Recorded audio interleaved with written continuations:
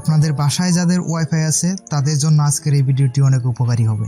বন্ধুরা, আপনারা কিন্তু সবাই জানেন ওয়াইফাইতে একটি নির্দিষ্ট পাসওয়ার্ড দেওয়া থাকে। সেই পাসওয়ার্ডটি দিয়ে কিন্তু ওয়াইফাইতে কানেক্ট করতে হয়। সেই পাসওয়ার্ডটি যদি আমি অন্য কাউকে দিয়ে দেই, সেক্ষেত্রে সে যদি পাসওয়ার্ডটি জেনে যায়, তাহলে তার আরেকজন বন্ধুকে সেই পাসওয়ার্ডটি দিয়ে দিলে ওয়াইফাই এর নেটওয়ার্ক অনেক স্লো হয়ে যায়। এভাবে কিন্তু আমাদের ওয়াইফাই রাউটার এ অসংখ্য ইউজার অ্যাড হয়ে যায়।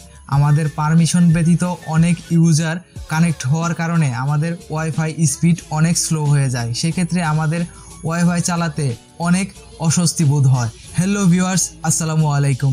আপনারা দেখছেন টেকবং ইউটিউব চ্যানেল, সাথে আছি আমি আরিফ। এই ভিডিওতে আমি দেখাবো কিভাবে আপনার পারমিশন ব্যতীত যে ইউজারগুলো আপনার ওয়াইফাই ইউজ করতেছে তাদের কিভাবে ব্লক করবেন এক ক্লিকের মাধ্যমে। সে আর পরবর্তীতে আপনার ওয়াইফাইতে কানেক্ট হতে পারবে না। সেই প্রসেসটি আজকের এই ভিডিওতে আমি আপনাদের দেখাবো। ভিডিওটি শুরু করার আগে সবার কাছে আমার একটি রিকোয়েস্ট, আপনি যদি আমার চ্যানেলে নতুন হয়ে থাকেন তাহলে চ্যানেলটি সাবস্ক্রাইব করে পাশে থাকা বেল আইকনটি বাজিয়ে দিন নিত্য নতুন ভিডিও সবার আগে পাওয়ার জন্য। চলুন ভিউয়ার্স, দেরি না করে ভিডিওটি শুরু করা যাক। আমরা চলে আসলাম আমাদের মোবাইলের স্ক্রিনে। এখান থেকে আমরা প্লে স্টোরে চলে যাব। এখান থেকে সার্চ অপশনে লিখব TP-Link Tether। পরে আমরা এই অ্যাপসটি পেয়ে যাব, TP-Link Tether নামে এই অ্যাপসটি পেয়ে যাব। এটার রেটিং হচ্ছে 4.5। আমি আগেই ডাউনলোড করে নিয়েছি, আপনাদের একটু কষ্ট করে ডাউনলোড করে নিতে হবে। আমি এটা ওপেন করছি। ডাউনলোড করার পর আপনারা ওপেন করবেন। দেখতে পাচ্ছেন ঠিক এরকম একটা ইন্টারফেস আপনাদের সামনে চলে আসবে। এখন আপনারা যে কাজটি করবেন, এখান থেকে একটি অ্যাকাউন্ট আপনাদের ক্রিয়েট করে নিতে হবে। অ্যাকাউন্ট ক্রিয়েট করা কিন্তু খুবই সিম্পল। নিচে দেখতে পাচ্ছেন ক্রিয়েট অ্যাকাউন্ট নামে যে একটি অপশন দেখতে পাচ্ছেন, ওখানে আপনারা ক্লিক করবেন। একটি জিমেল অ্যাকাউন্ট দিবেন। আপনার যদি কোনো জিমেল অ্যাকাউন্ট থাকে জিমেল অ্যাকাউন্টটি দিবেন, একটি পাসওয়ার্ড দিবেন, কনফার্ম পাসওয়ার্ড দিয়ে একটি অ্যাকাউন্ট আপনারা ক্রিয়েট করে নিতে পারবেন। অ্যাকাউন্টটি ক্রিয়েট করার পর দেখতে পাচ্ছেন ঠিক এরকম একটা ইন্টারফেস আপনাদের সামনে চলে আসবে। এখানে দেখতে পাচ্ছেন একটা অপশন আপনাদের সামনে চলে আসছে, এখানে আপনারা ক্লিক করবেন। ক্লিক করার পর দেখতে পাচ্ছেন আপনাদের এখানে কিন্তু আপনার অ্যাডমিন প্যানেলের ইউজার অ্যান্ড পাসওয়ার্ডটা আপনি দিয়ে দিবেন। আপনি যদি ইউজার অ্যান্ড পাসওয়ার্ডটা যদি চেঞ্জ করে থাকেন তাহলে সেটা দিবেন। আপনি যদি না চেঞ্জ করে থাকেন তো একটা ম্যানুয়ালি একটা পাসওয়ার্ড আপনারা রাউটার ব্র্যান্ডে সব ব্র্যান্ডে দিয়ে দেয়, সেটা হলো অ্যাডমিন।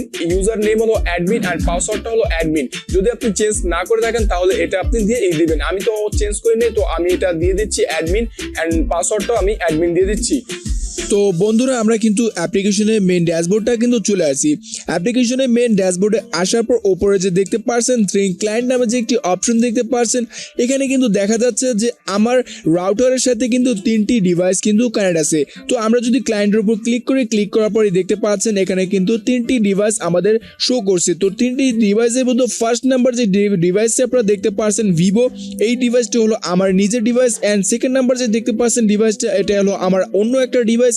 এন্ড থার্ড নাম্বার যে দেখতে পাচ্ছেন এটা হলো আমার ডেস্কটপ।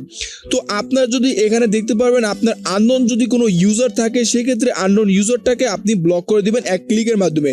তো আমি আপনাদের এক্সাম্পল দেখানোর জন্য আমি দেখতে পাচ্ছেন V20 and 27 যে ডিভাইসটা, এটা ধরলাম একটি আননোন ইউজার, এটাকে আমি আবার ব্লক করে দিব।